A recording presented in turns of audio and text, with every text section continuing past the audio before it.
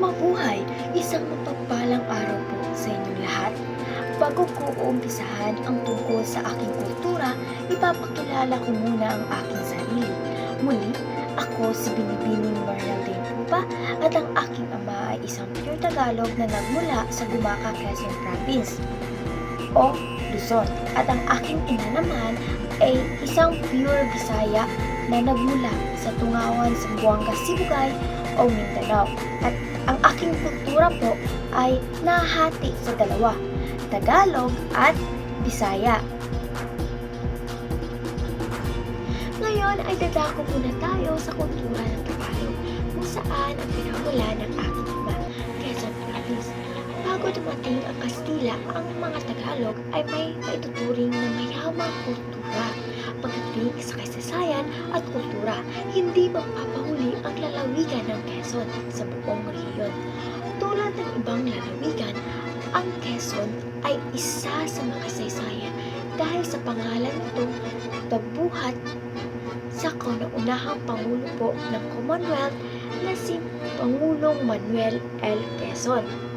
Ang Quezon Province ang namununang tagagawa ng bansa ng mga produkto po ng nyog, langis, kopra, palay, mais, saging at kape.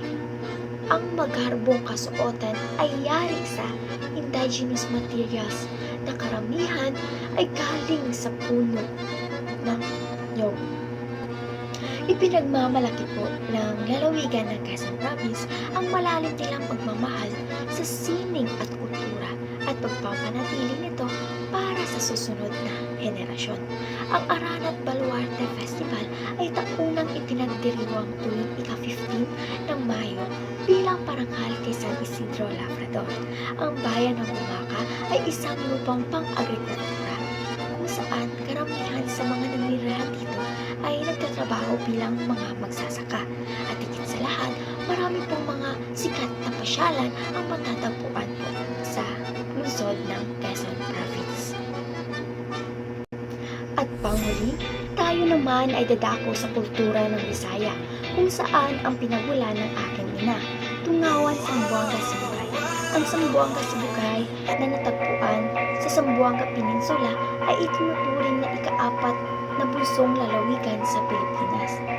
Ang isa ay hindi makaligtaan ang pagpasa sa batang lalawigan na ito kung magtungo mula sa dulo hanggang sa dulo po ng Western Mindanao.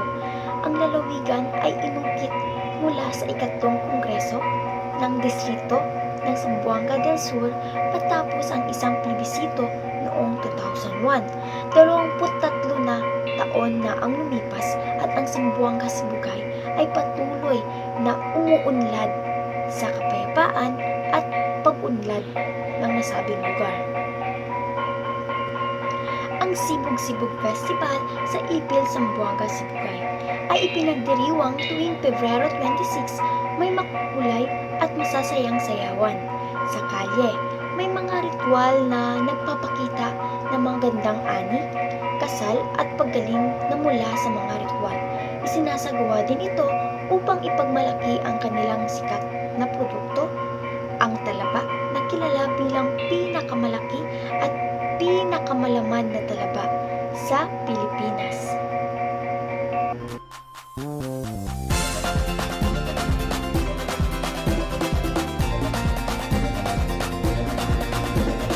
Sa makausap pa, usa ka bulahan ng adlaw kaninyong tanan, kabay nga may nakatunan kamo karong adlaw, ug daghang salamat sa inyong pagpamina. Muli, maraming salamat po sa inyong pakikinig at naway marami po kayong natutunan sa araw na ito. Mabuhay!